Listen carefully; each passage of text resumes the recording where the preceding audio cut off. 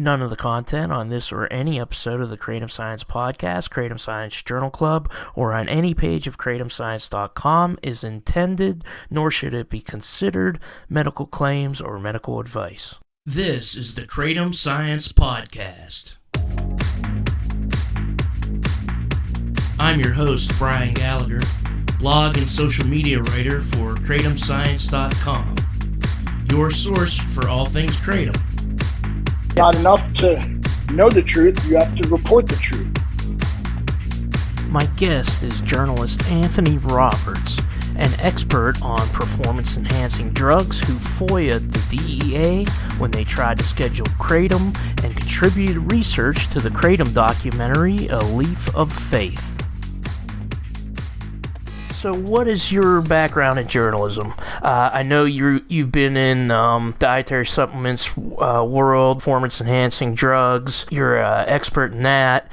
And I just noticed there's a lot of overlap with the Kratom world. I know my brother's a bodybuilder. He's heard of Kratom before I ever heard of it, but it's just like one of the things on his shelf full of stuff. So what's your background in journalism? So my formal training in journalism is actually nothing. It's one semester on the high school newspaper, I think. Yeah. And then I do have a degree in English, but I have no college classes in journalism, no college newspaper. I started blogging back in about 2006. So that's a really early adopter to that sort of outlet. Yeah. And mostly did current event sort of stuff in the steroid world. So it was like a lot of police blotter stuff, who got busted. And that kind of got me used to the flow of putting out news every day. How did you get interested in that in particular? Were you always like a weightlifter? I always trained, I guess, since I was in high school, and there was a website, and the website was offering $200 for anyone who could write up a profile of an anabolic steroid. So you would take a steroid, let's say oxandrolone, and you would write it up. You'd do 4 or 5 pages, all the medical citations. You'd take surveys from the members because it was a steroid website. And you would have a finished product, and you made $200 for each one that you could submit and that was approved. So with a degree in English and sort of, I guess, an ability to sit down and do the work and do the research, I finished one, then I finished another, finished a third. And for all the people who signed up, let's say about 30 people, I ended up really being the only person to write anything. Mm-hmm. And it got turned into a book. Oh, that's awesome. So you have two books you wrote? Yes. They're basically steroid research guides. One of them focuses on anabolic steroids and performance-enhancing drugs, and the other goes more in depth into things like growth hormone. I first heard of you because of stuff that you published on Muck Rock about relating to Kratom, and then I came to find out that you actually worked on the movie Leaf of Faith. Had you heard of Kratom or were involved in any of the issues prior to Leaf of Faith? Yeah, so I had done maybe one article for my medium.com blog, and it was on Kratom. It just happened to start kind of infiltrating the bodybuilding world, and I was interested in it, and people were talking about it for pain relief, and it really took hold. And, when you're a journalist or when you're an author of any kind, and you spot a trend, you say, all right, let me look into this. And when it's something that's natural, it's an herb, it's widely available. I don't know if all journalists feel this way, but I feel like if you're reading my blog, right, I'm not writing for the New York Times where you're going there for the New York Times worldview. If you're reading my blog, you want to know what I think of this particular herb or ingredient or product. So I took it and just wrote about my experience. Yeah, and had you taken it before? No, just for the article, actually. Oh, okay. I had first taken it just to experiment and see what the feeling was. Have you ever used it, like, regularly? Sure. When I was working on the movie had a sponsor in the Kratom industry. We're very open about this. And so that sponsor gave me, product to try, and I'd written for a bunch of websites that dealt mostly in bodybuilding supplements, but they also sold Kratom. So sometimes they would send me Kratom. So I've used it enough to know what it's like. I haven't used it enough to be sort of one of the real Kratom connoisseurs who say, oh, this is Meng Da from this region of Thailand, and it has this feeling as opposed to the red vein. I don't have that. I have no connoisseurship or claim no knowledge to that extent, but I've used it, reasonably extensively and have a very good feel for its effects concerning my own body anyway. How did you hook up with Chris Bell? Did he just hire you for the movie? Chris and I met in Dallas, Texas around 2007. So I was doing online video for a steroid-based website that had a regular video section. And Chris had just released, or it was actually pre-release. So we had to go to the Magnolia screening of Bigger, Stronger, Faster, which was Chris Bell's first sort of widely produced documentary. And this was about steroids in America, basically.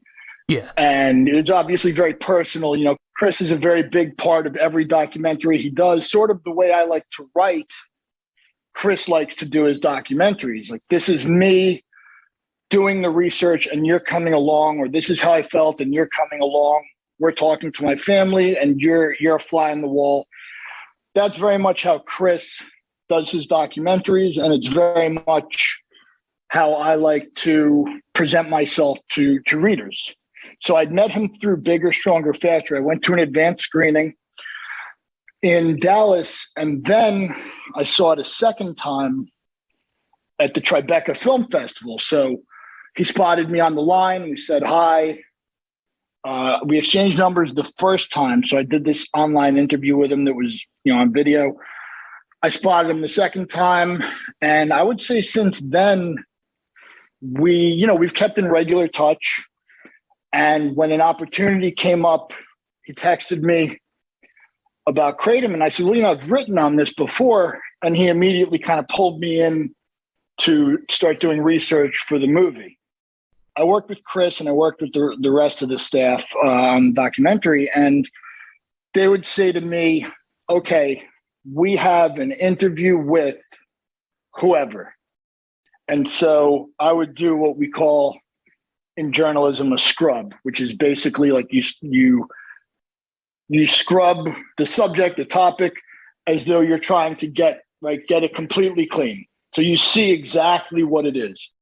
So if they were going to interview Linda Mautner, Kristen Jacobs, whoever, I would try and find out everything I could about the person's position on Kratom. Mm-hmm. I would try to find out within reason. I mean, I wasn't doing opposition research per se. I would find out within reason, maybe if it was someone like Kristen Jacobs, was she getting campaign donations from the big anti-Kratom lobby or whatever?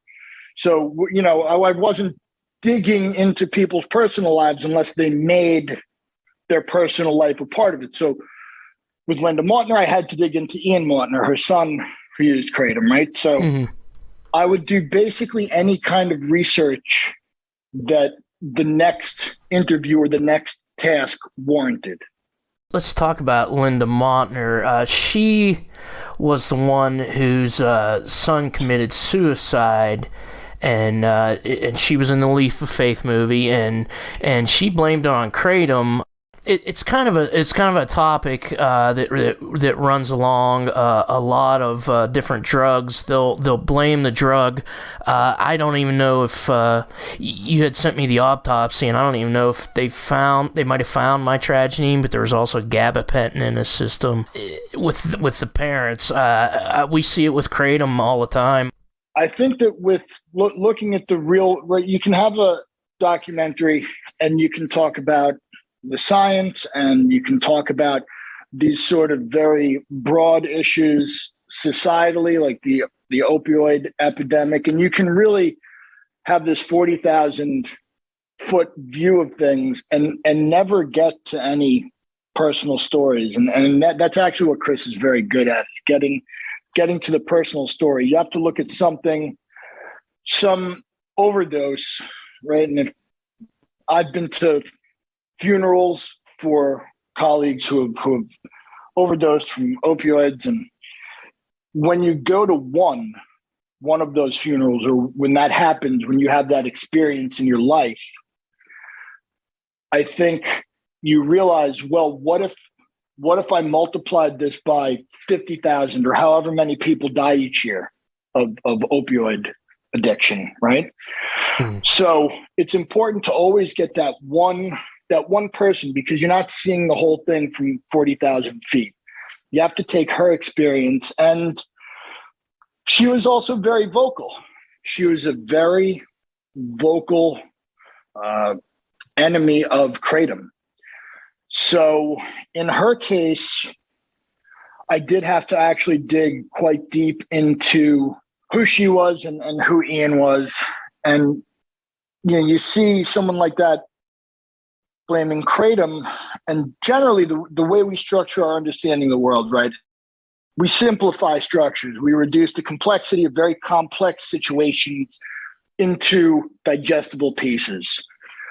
So for her, there are three, her son was on 3 different antidepressants, or 2 antidepressants and gabapentin, which is a GABA analog, right? So it's also an anti-anxiety drug, but he's on these 3 drugs.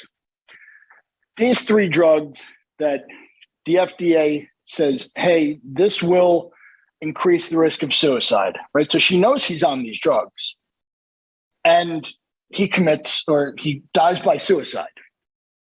So she's saying to herself, presumably, well, wait, he had these problems, and these are the medications that fix these problems. And if I'm the one who greenlit these medications, I said, yes, go get treated, use these medications.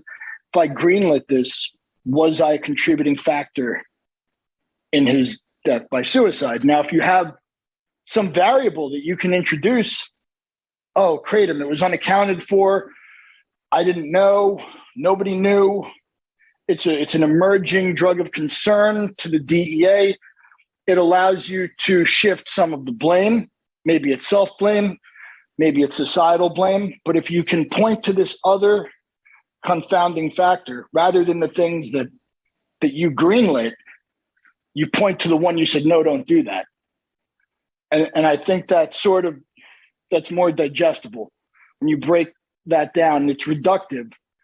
But when you break things down and you have something to point to, I think that makes it a bit easier, especially for a parent who lost a child, which is just horrific to everyone. So this is a weird thing about researching someone in this day and age through social media. So I obviously did not experience this grief, but I was scrolling through her Facebook in reverse, right? Because you have to start from the most recent day and you scroll down. So I could feel myself getting anxious and getting upset, because I was moving backwards through her recovery towards this moment of extreme pain in her life, right? So I'm going backwards to see what did she say on the day of, what did she say the day before. And I felt it. And it's important that when you do your research and you're not at the 40,000 foot level, you're at the individual level. It's important that you recognize, okay, I'm getting anxious because I know this unbearable grief is about to be something I'm going to witness on her social media. So, it's difficult to cope with. Yeah, I mean, the other there's another Kratom podcast called the Kratom Guy Show, and he just interviewed a woman, I believe she's from Canada, whose son died. It was a multi-drug overdose, but it was reported as a Kratom-related death.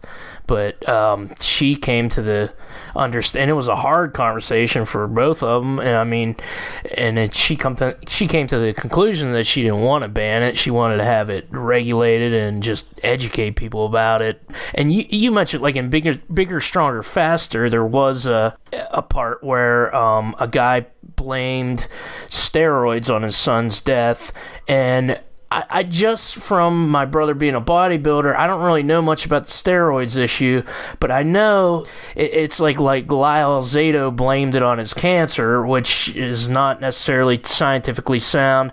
Think of steroids, like you think maybe they're bad, you didn't really learn that much about it, and then you move on, but the headline said steroids killed Lyle Zato, steroids killed my son, and you kind of move on, and I think that's what this kind of journalism is important, this kind of independent journalism, because you get into a specific topic, whereas most people would just gloss over it.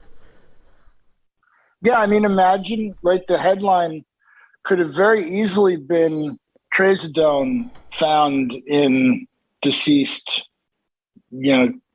system, right, or the deceased person system, or citalopram found in this guy's system, right? You could easily have replaced it with any of the three drugs. You could replace that headline, but Kratom, that's going to get you the clicks. And, for me, not addressing those things, and Linda Montner, she was in a very different situation than the gentleman you're talking about with the steroids. His name's Don Hooten, and his son's name was Taylor, and he also died by suicide. There actually weren't steroids in Taylor's system, and there is no black box warning on steroids. Like, so if you get a prescription, you go to the pharmacy, you buy your steroids, there's no warning that says warning increases risk of suicidal ideation. These other three drugs that Ian Montner was on, each of them carry a suicide warning. I think 2 carry black box warnings. Wow. So, and again, though, and that scene from Bigger, Stronger, Faster with Don Hooten, it's telling, because I think his final, what he says to Chris at the end, what Don Hooten says to Chris at the end, is something to the effect of, I don't care, I know that steroids killed my son. Yeah. Well, you should care. You're trying to influence legislation. And while it's tragic, we should care whether or not they killed. I mean, it makes it no less of a tragedy. But once again, you have a parent who's going to break this complex tragedy, right? And take this sort of this construct and this difficult structure and break it down to where he says, it was the illegal thing I told him to stop that caused his death. Therefore, I didn't cause his death. I had no part in this. And it's a comforting thought, but I don't think anyone who watches either movie comes away thinking that either parent quite addressed the situation correctly. So we did a series of interviews in DC, and that was with Drew Turner and yeah. I was there for DC, and what happened was Chris is from California. He lives somewhere near Venice, Mm-hmm. or he might actually live in upstate New York now, back in near Poughkeepsie. I'm not even sure, but at the time, I believe he was living in California. So I was living in New Jersey, and Chris said, "Hey, we're doing a series of interviews in DC, and we're getting some dailies and doing some background stuff, because that's, if you're going to talk about legislation, you're going to do it in DC, right?" Yeah, definitely. So, yeah. So, and if you've ever been there, it's an absolutely spectacular city. I mean, buildings that are hundreds of years old. And they all have that look like they're somehow judicial. Like even the Smithsonian somehow looks like it's judicial. Yeah. So you go there, and so Chris said, "We're going to do interviews here." And he said, "Why don't you fly down? It's like an hour plane ride, right? Or a half-hour plane ride from New Jersey to DC." He said, "Fly down. We'll rent the truck, you, me, the crew, cameramen, etc. We'll drive around, do these interviews." So Congressman Pocan, all of that. And I said, "You know what? How about this? Whatever truck it is that we're going to rent, why don't I rent it up here in New Jersey and drive down? Because it's not that I have any kind of fear of flying or even care about flying, but for a half-hour plane ride, and having to get there an hour early and then having to wait for bags, it's going to be very close to 3.5 hours anyway. In terms of, I could just drive the same distance, pick you up from the airport. We're not waiting for a car. We're not waiting for a rental. I can grab whatever you want and I'll drive down." So that's actually what we did. I chose to make a 3 or 4 hour drive instead of jumping on a plane. And so everywhere in DC, that whole thing was done maybe over the course of like 4 days. So I got there, I picked them up from the airport. Basically we had dinner, saw Congressman Lou very briefly. And if you've seen Bigger, Stronger, Faster or Prescription Thugs, you know that's one of Chris's congressmen, I believe. Chris said hi. Congressman Lou did not. It was a very funny moment for me. That was probably the only funny story, of the 4 days, because we were in a hotel. We all, separate rooms. We met up for breakfast. We had the itinerary for the day. So it might've been go interview Congressman Pocan. So the night before, I would know everything about Congressman Pocan. We would go set up for the shot, interview him, get all the questions out of the way. Usually Congressman Pocan was absolutely phenomenal. He was one of the pro-Kratom congressmen at the time. Yeah, he's still involved too. Oh, well, I'm glad to hear that. He had his congressional aides were absolutely whip smart. I mean, when they were speaking to me, just us talking either off camera or in the hallway or in the waiting area, they absolutely knew everything. I mean, these weren't guys who did a little bit of research for the day, briefed the congressman, and then moved on to the next project. These guys knew everything. I mean, I can't speak highly enough about how invested this whole office was. So, we would go do Pocan one day, and then Drew Turner, who I know is a buddy of yours, we did. I think that was the second day we were there, and that was a very obviously you can see the obelisk is in the background, and we're walking around the reflecting pool. So all of those shots are, obviously those shots are set up to sort of, I mean, there's a certain gravitas, right, when you're by the reflecting pool. Oh, it was amazing. So, and when you put this out, the interview out, I'll have I can give you some photos to go along with it. Oh, great. But thanks. They're all, it'll kind of let people in to what I do. On my best days, I'm not even the guy behind the guy. I'm like the guy behind the guy behind the guy. Like, my photos are of the cameramen taking the photos. Yeah. Like, I'm so far to the back because what I do, the important things that I would do for a documentary or for a book or for an article are done alone at a computer, right? Yeah, or yeah. for a lawsuit or for criminal defense, anything that I do, Yeah, that's absolutely. just me sitting at a computer, right? It's not, my memories are of other people doing a thing in front of me, right? And me being in the hotel room the night before, writing out questions for Congressman Pocan, that doesn't get a ton of airtime in the documentary. I know you said you were at the Fabricant interview when he interviewed Daniel Fabricant.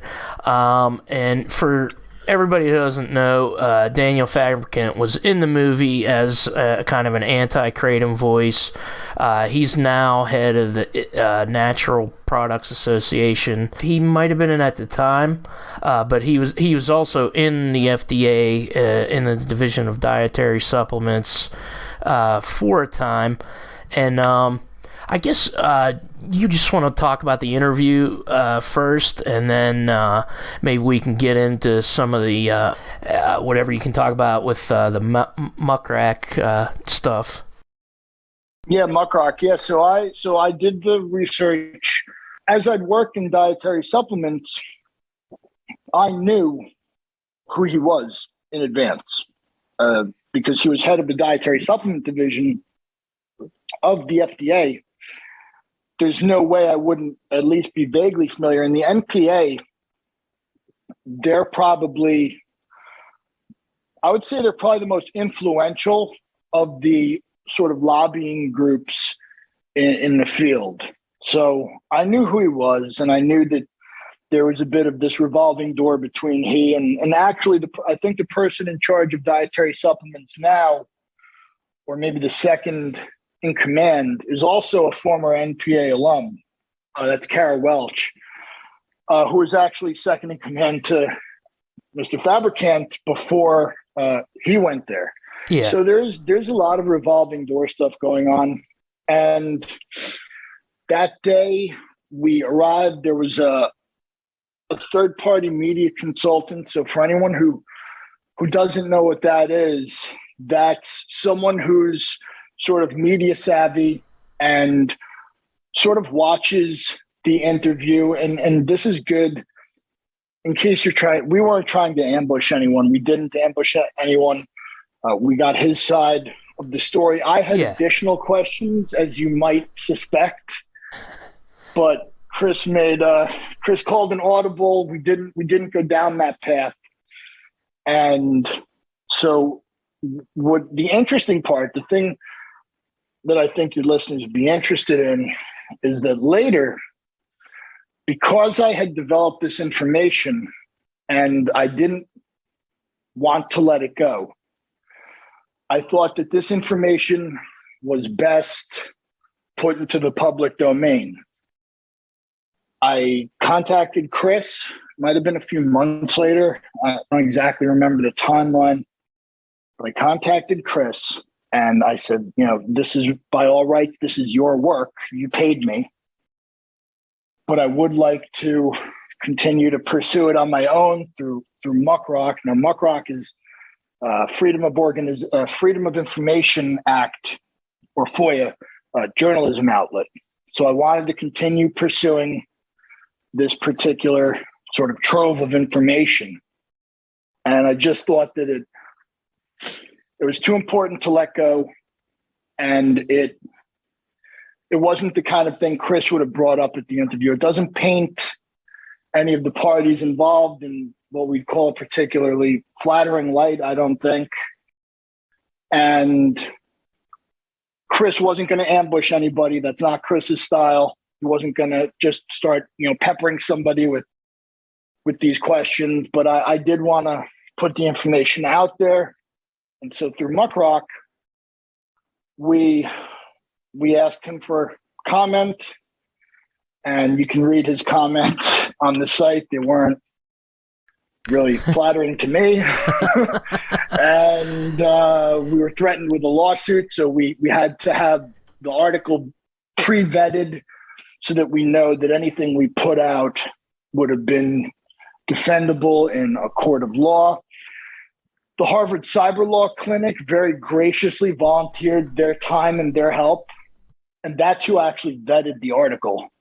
So we worked with them, and I know I'm sort of speaking around the content of the article, and that's basically because the article speaks for itself, but the story behind it, the amount of sort of legal work we had to do and all of that was because we took the threat seriously. And if you're a journalist, you should take those threats seriously, and you should say everything I put out needs to be true, right? It's not enough to know the truth. You have to report the truth.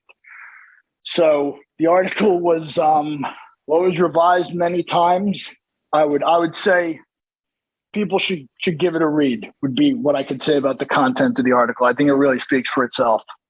Yeah, and I'll definitely have a link in the description, and I've linked it before on Twitter and just earlier too, and just this whole Natural Products Association, they until about 2020 they were in favor of banning kratom, and now recently in an article that Dan Fabricant said he's no longer in favor of banning it.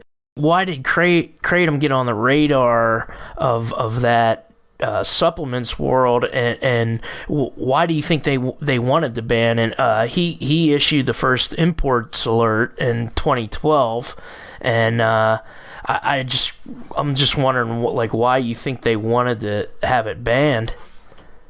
Well, so let's talk about what an import alert is first, sure. Right? Because if people are listening, they say, what's an import alert? An import alert is when the FDA has a reason to believe that something should be denied entry into the country. And so now, right, we're thinking they're keeping kratom out, but it makes a lot of sense. So a red import alert, that's where something can be detained without inspection or rejected without inspection. And I'll give you an example. Spoiled food or shrimp with E. coli or salmonella, whatever shrimp get, right?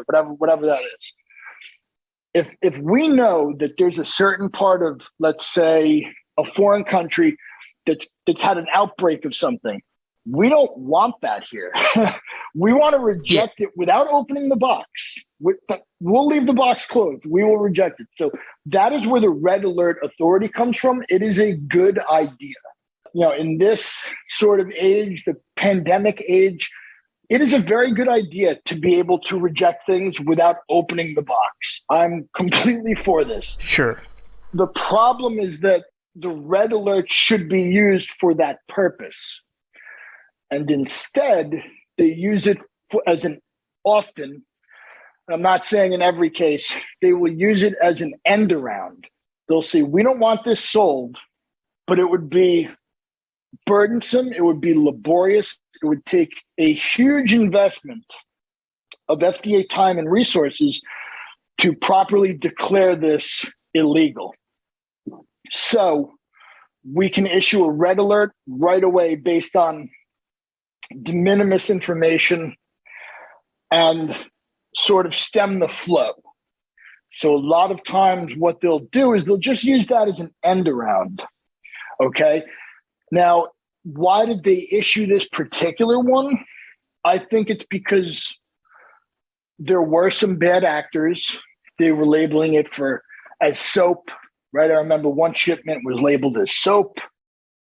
Another actor might have been saying this is not for human consumption, wink, wink. I think a lot of them were. Yeah. Yeah, it's hard to point the finger at the FDA. I mean, if you're selling something in pill form that says not for human consumption, what else would you do with a pill? Or they would say kratom tea and it comes in pills. Yeah. Well, nobody in the world is gonna drop a pill into a tea kettle, right? So I'm not saying they had good reason or bad reason. I'm saying they had a reason. Okay. They had a reason to say there's something going on here. As far as why they did it, I can understand it. I don't think a red alert is appropriate. I think a red alert should be chemical or biological hazards. And that's not what Kratom was. And there's red, yellow, and green. So, I think a green alert, like we're going to watch this and see what happens, way more appropriate. Now, the MPA, let's presume most of their, and I don't know who their members are necessarily, but let's presume they have an interest in keeping the supplement industry safe. So it could be that they said, we don't think this is safe and it's going to give all of us a bad name, right? If this is sold as a dietary supplement. There's a lot of reasons the NPA might have been against it. Or they could say, hey, listen, I'm following all the rules. And these Kratom importers, they're not. They have failed to file a new dietary ingredient notification. They've failed to properly declare that this is generally recognized as safe or GRAS. So they could just be saying, hey, look, we all have to play by the same rules. We pay membership, make them play by the rules, exert some power, exert some authority. Yeah, let's talk about that. The new dietary ingredient thing and the GRAS process. I know, like, there was a company that recently applied for one, and their application, by somebody's analysis, seemed to be not very good. My analysis. Yes. Well, yeah, it was. I'll tell you. I didn't think it was very good at all. So a new dietary ingredient notification is where you notify the FDA that you'd like to sell a dietary supplement, and they tell you you can't. Yeah. That's essentially what it is. It's and this is formed under DEA, right? So under DEA, So DEA it's the Dietary Supplement Health Education Act, and DEA has provisions for introducing anything before 1994. It's like October of 1994 is what they call grandfathered in. Okay, so if it was a dietary supplement before the enactment of DEA, it's still able to be sold as a dietary supplement. Now, with DEA, they said there's going to be a process for bringing new ingredients on, right? It's a wide, wonderful world or whatever the FDA thought, and we're going to keep finding stuff. We're going to keep discovering things. We're going to keep whatever, right? Synthesizing things, or combining things. So we want to have something in there that allows this industry to grow. It can't just be that only what was sold before 1994 is in the food supply or is a dietary supplement. Yeah. So the NDIN, right, new dietary ingredient notification, the process is essentially you're saying to the FDA, and this is a really good way to look at it, because the FDA doesn't say fill out these 10 pages of paperwork and we'll tell you if it's cool. That's not what they do at all. They say, I don't know, give us what you think will convince us, right? That's like almost literally what it's like. So under the NDIN kind of regs, what you're doing is saying to the FDA, my ingredient is safe. And here's why I think it's safe, right? So it sounds very simple on one level, and you're answering that question. So the easy example would be vitamin C, right? Imagine vitamin C was not on the market before 1994. So you and I, we have the new vitamin C company, and we have to figure out how do we explain that vitamin C is safe, and not only safe, but expected to be safe under the conditions of use that we are providing with our vitamin C supplement, right? So it would look something like this. We would say, all right, we have the identity of vitamin C, right? Some vitamer.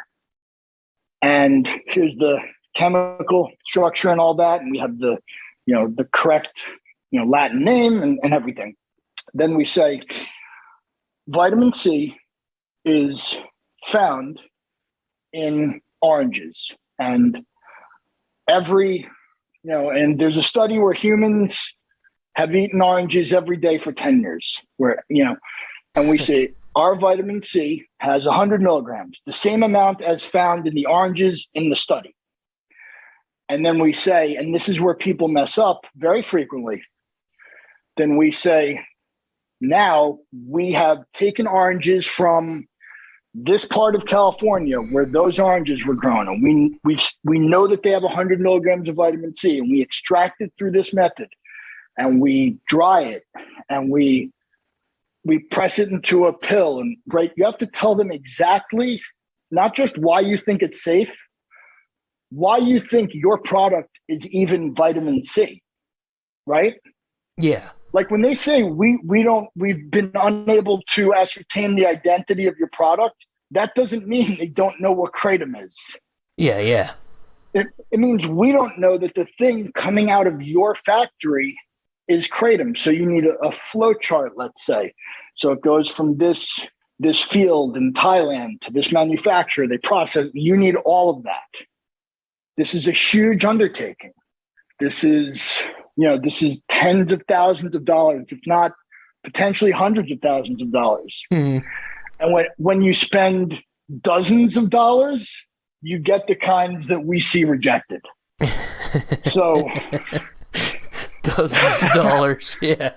That seemed like, I would have spent more, and I don't have a lot of money. But here's the problem. Yeah. Here's the problem with that. So you and I, we have our vitamin C company. We send them all the proper documentation, and usually, I'll name drop a firm because I think they're great. Venable LLP.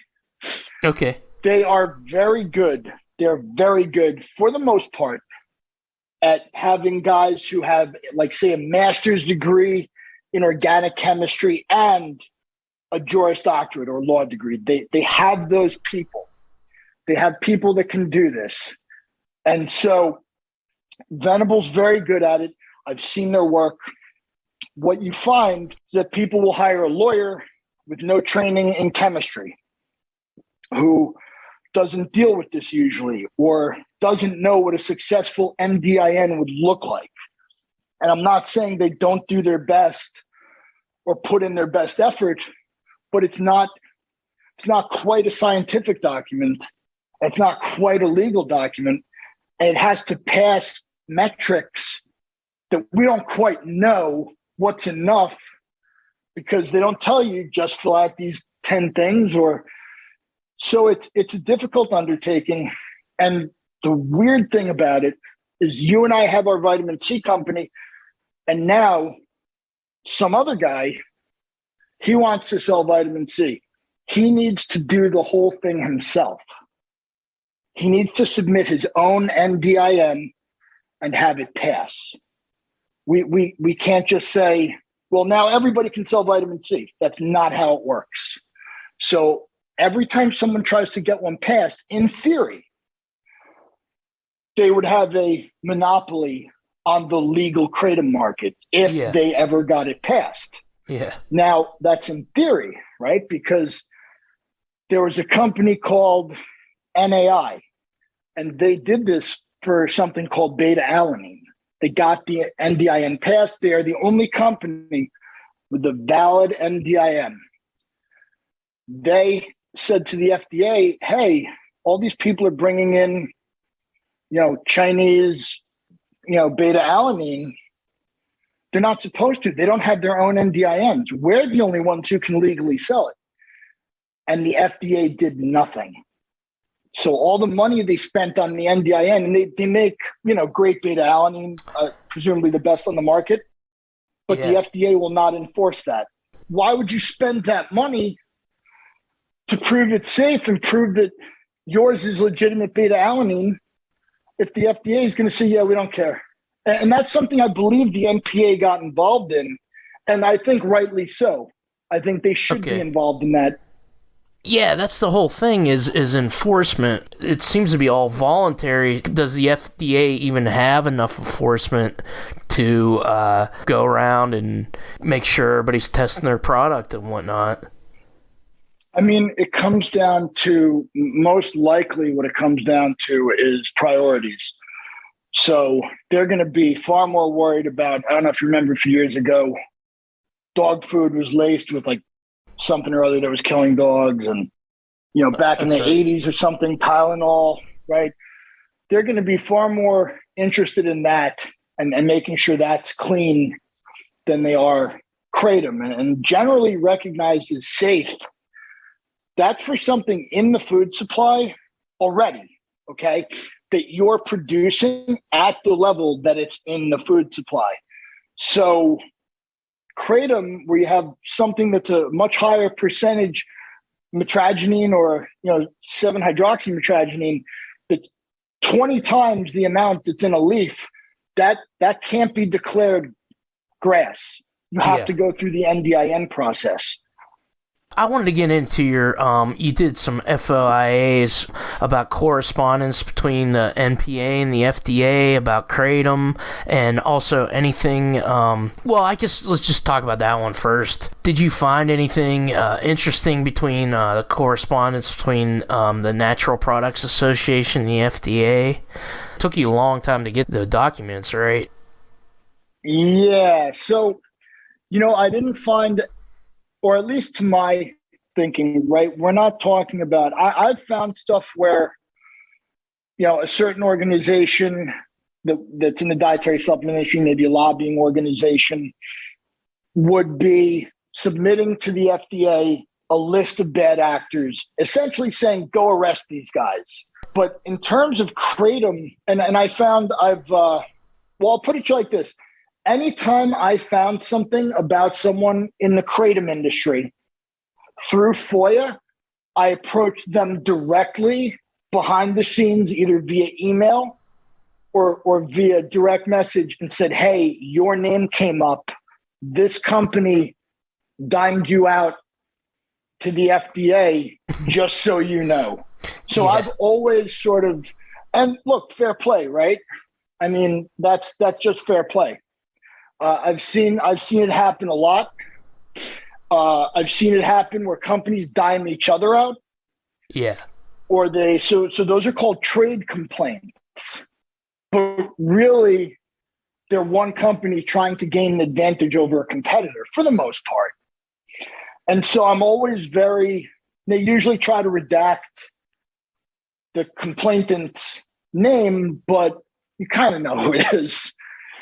So no, I've always tried to tell people when I found that. As far as communications concerning Kratom with FDA and NPA was already very publicly adopting the position that they were. So I don't think there was anything in the private conversations that were really private. I mean, the most interesting thing I found, I guess, or not interesting, but at least funny, was looking at, daily planners from the FDA and that they were serving donuts at their meetings, because you kind of think the FDA would be healthy or something, right? You would think the Food and Drug Administration, and I remember just sugar donuts. Yeah, and it was just donuts. And I remember thinking it's so weird for the Food and Drug Administration to put on their planner, like don't forget the donuts. So that's the interesting thing. And what about the DEA requests? Was that all surrounding their decision to schedule Kratom? Yeah, so the DEA requests were super interesting, I thought, because they said, okay, it was like August of 2016, and they said this herb is so dangerous, we need to immediately get it off the market. So that requires them to publish a notice in what's called the Federal Register. And that's, regulations.gov. So the emergency scheduling process requires they give people 30 days notice, right? So if you have this in your possession, presumably you get rid of it somehow or take it or, you stop selling it. So they said, here are our reasons. Here's 30, studies or whatever. And when I went through them, I said, like, this study doesn't say what you say it does. This other piece of data is missing, and it's your own internal information. So the whole point of democracy, right? But the whole point of forcing them to publish this publicly and give a chance for people to respond is that they give us all the information we need to respond, right? That's the whole point of saying we're giving you a notice and comment period. Yeah. But if you don't give us all the information, how are we going to respond? And I'll tell you how we were going to respond. We were going to respond in the hundreds of thousands because they absolutely got crushed during the response period. I don't think they reevaluated. I don't think, and by the way, I didn't get those documents for months after the comment period was over. Yeah. So they didn't even provide people with everything that was necessary to make a fully informed comment. They gave it to me months later, and I think I had to appeal the withholding of some of the information.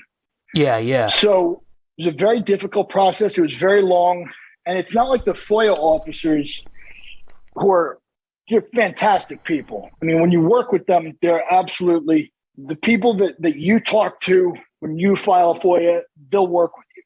Yeah, that's cool. And it's not like they were saying, I don't want you to have this. Yeah. They were saying, no, this is being withheld. Yeah. So, and FDA is an amazing group of FOIA professionals too. I think actually Drew used to do FOIA, as a matter of fact, from the other side. I think his whole job was he was the FOIA agent for a federal agency. I didn't know that. Well, that's cool. So imagine, that's Drew on the other side, right? These aren't terrible people trying to withhold information. Government people doing their job. Yeah. The other Kratom thing you published was on Muck Rock was this flawed report back in 2017. The question is, why do you think, these researchers were trying to make Kratom look bad? You do what I do a lot on here is actually check the sources and see if what they're claiming in the paper is right. And you found that a lot of things they were claiming was wrong. What do you think their motivation was? Like, that's what I'm trying to get through this whole thing is like what's the motivation of people like going after Kratom, opposing it? I mean, you explain what the FDA was, but I wonder if it's maybe just let's be anti-drug in general. I don't know. It was very slipshod work, and actually, before I forget, I want to say her name's Kendra Jacobs. She's an attorney in Florida, and she did some excellent work spotting inconsistencies in studies, I think following mine on some different studies. And the problem is, right, and this is me speculating, right, because I don't know what anyone's motive is other than if they tell me this is my motive, right? Yeah. But when there's a pile-on, an academic pile-on, so you have a bunch of researchers and, hey, bath salts are terrible or whatever. And now there's emerging research. Well, you want to be you want to be the first guy in the pile-on because the future citations will all go to your work as the seminal work, right? So I kind of think that's the reason is, hey, everybody's jumping on Kratom. Let's publish something quickly, get out ahead of this, and it'll say everything that our colleagues in the future will want it to say. Yeah. I don't think it was rigorous. I think it was rushed. And you can see there's actually editor's notes in it. So I don't know how it passed the peer review process with the editor's notes still in it. It's a game of telephone. It's like this guy said this, and I found that with a lot of shit. Like people say Kratom causes hallucinations, and there are still like rehabs that'll say that, and it's based all the way back on a thing that Dr. McCurdy did, which was he did a paper on legal highs in general, and he also did it on salvia divinorum back in like 2006 or something, and that does cause hallucinations, but they took that and just said these legal highs cause hallucinations, and so that just went into this space where there was like guys on the news in Florida from a rehab center saying, "Oh, you're gonna get hallucinations if you take kratom." So it was crazy. You know, that's where the rehab centers are, right? Like, yeah. So, like for example, the push to ban kratom here. Imagine kratom worked, right? 100%. Imagine, and I don't know what people's feelings are on whether it's useful for combating opioid dependency. But imagine it worked 100%. Now you can be somewhat gracious and say, well, the recovery centers would then start using it with their patients. Or you can be, somewhat skeptical and say, man, if it worked, they wouldn't want it on the street where their patients could just use it and stop coming to them. So that's where you see someone like, Kristen Jacobs. She's Florida House of Representatives. She was anyway. She passed last year, I believe. Yeah. That's where someone like that, you have to question. Well, South Florida has a booming recovery economy.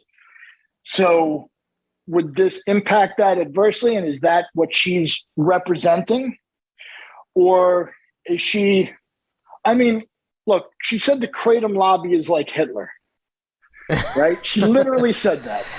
Yeah. It was the most, first of all, if anything, if she's talking about propaganda, the kratom lobby would be about Goebbels, right? Let's be honest. It wouldn't be about Hitler. And she said that. She said that, and it was like, it was the weirdest thing to say, right? Because you and I can have a disagreement, and I think kratom could work for opioid dependency, and you might think it doesn't work, and Chris Bell, he might say it works 100%. Yeah. But as soon as I start calling you Hitler, the communication breaks down. That's not productive. Yeah, there's right? that kind of thing goes on, definitely. She seemed, you know what she reminded me, because I was watching the movie, she reminded me of Nurse Ratched from One Flew Over the Cuckoo's Nest. But yeah, were you there with the Kristen Jacobs interviews? No, I wasn't. And so that was, I mean, that's what I would have really, of all of the interviews, that's the one I really would have liked to have seen Chris really go hard on, because she was talking about, she was essentially taking the opioid or the crack cocaine narrative and just inserting kratom. Like, we've seen kratom addicted babies and kratom dens and mothers that just have a glass of kratom tea, and the baby is born addicted. And it's like, you are not telling the truth. Like, crack babies weren't even really a thing. She said how many, she's out there saying, how many more are going to die? The deaths involve polypharmacy. One guy in the infamous study with the 30 deaths, or the 15 plus the other 15 deaths, one guy was literally stabbed by someone else. Yeah. And they attributed the guy who got stabbed, they attributed his death to kratom. And there was a guy with a gunshot. There was a guy that fell off a ladder while he was roofing. Yep. Yeah, we definitely looked into that. And then there was odesmethyltramadol with kratom combined, and it's just that was the Swedish study. Yeah. Yep. 9 deaths in Sweden. Yeah. Yep. Yeah. No, it's one of those things where, I mean, for me, right, to the dead, we owe the truth. We don't know anything more. Really? I wouldn't be any kinder to Ian Mortner than I would be to Kristen Jacobs, right? We owe them the truth. and I don't know anything about Ian. I interviewed some of his friends, and I've never interviewed any of Kristen's friends. In terms of saying the Kratom groups out there are lie machines and that it's a scourge on society and that it should be Schedule 1 of all things, which is indefensible. That's going backwards. Yeah. No, it's just, I mean, Schedule 1 is, I know that marijuana is in Schedule 1, but generally, Schedule 1, and she said, well, this is to go after the industry, not the users. Well, okay, but somebody who gets caught with Kratom and it's a Schedule 1 drug, yeah, they're still getting in a ton of trouble. Yeah. So I don't find that particularly compelling. And in her defense, right, like, and this isn't to speak overly graciously of the dead, but like that's the one issue that the Kratom world knows about her. I mean, she advocated for county employees to get a living wage, education, equal rights, pro-choice, climate committee. We know her as one thing: the anti-Kratom person who said Kratom people are like Hitler. Yeah. But like Ian Mautner, right? Like Linda Mautner, she's a three-dimensional person. We only know weird sound bites, right? So yeah. Again, and that's why it's important to go down from that 40,000-foot view and look at people and say, okay, well, we disagree about this one thing, and you're a little bit nutty if you think I'm anything like Hitler. But of these 100 things, we only disagree on this one, right? Yeah. Like, there's no like monster listening to your show who's like, equal rights, I'm against that, right? I mean, yeah. We probably agree on most things. Yeah. And this one area we have a problem in, we magnify it to, you're the Hitler Kratom person, and I'm the bad Hitler Kratom person who's against you, right? We're both Hitler to each other. Neither of us are Hitler. You know what I mean? Yeah. That's a good message. How it goes down. Thank you, Anthony Roberts. Links to Anthony's work can be found in the description. So far, we don't advertise or ask for donations, but we ask you to share this on your social media, like, subscribe, rate, review. The music is Risey. The song is called Memories of Thailand. Kratom Science Podcast is produced by me, Brian Gallagher, for KratomScience.com. One more time for the people in the back. Not enough to know the truth, you have to report the truth. Take care.